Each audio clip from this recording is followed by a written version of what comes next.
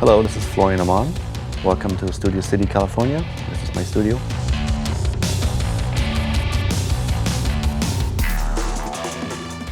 Well, I mixed my own bands when I was 17. I started as a drummer, so I was always the guy in the band who was interested in the sound. What I was really into was fusion, and that's sort of not politically correct to say anymore.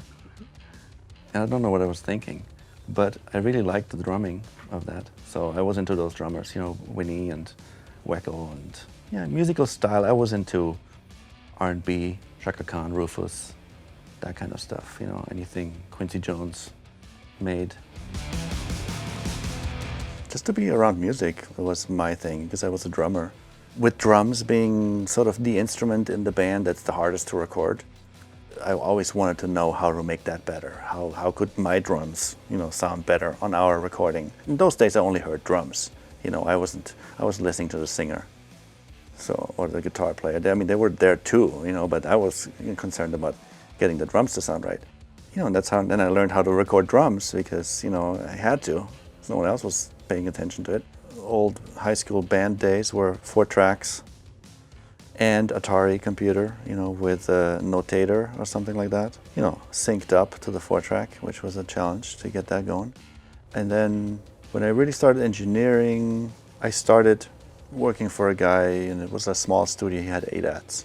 ADAT was an 8-track format, basically on was it SVHS? On a VHS tape.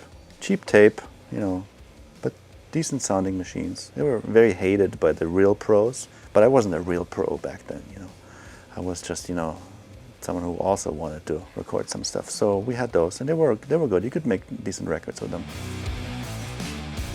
Then Pro Tools came out, and it became portable. And at the time, the studios in LA didn't have Pro Tools yet. They were all on tape. Maybe they had digital tape, but they didn't have Pro Tools workstations. So what a bunch of us did is we became mobile Pro Tools guys. And I bought a rig, and I took a loan, and I bought a rig, and I had it in my car. I had it all, so I could set it up in 5 minutes. And I had, 16 or 24 tracks.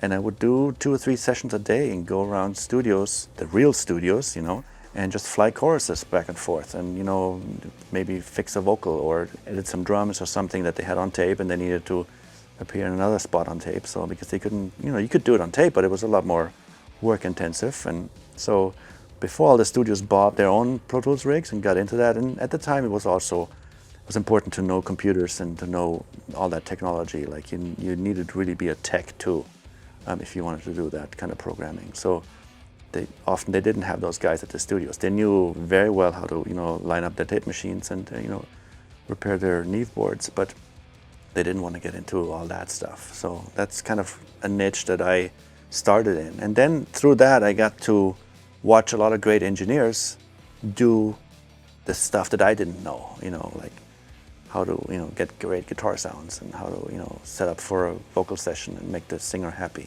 That was my in, sort of. I could sit on the side and watch the guy do his thing, and then I would do my editing or my flying, whatever they came up with.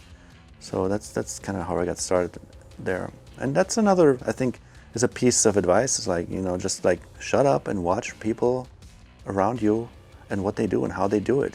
Get off your phone. And I go to sessions now, and you have an assistant, who's really, that's his career path. Is he's going to be an assistant until he's going to be an engineer. And he's not watching what the guys are doing. He's on his phone, playing a game or doing something. He should really be watching what's going on in the room and learn. They're not going to tell you what they do. They just do it. You just got to watch and look over their shoulder and learn. I love drumming, but I love this too. This is up my alley, It's technical, and it's creative, and it's almost like painting. I love mixing for that reason. It's just you're building, little by little, you're building this, making this, almost like a painting, adding little touches and details, and you may not see those the first time you look at that painting, but if you study it, you go oh wow. Got all this over here, it's there's a lot of detail that goes into it, and I think that's fun. That's fun to do.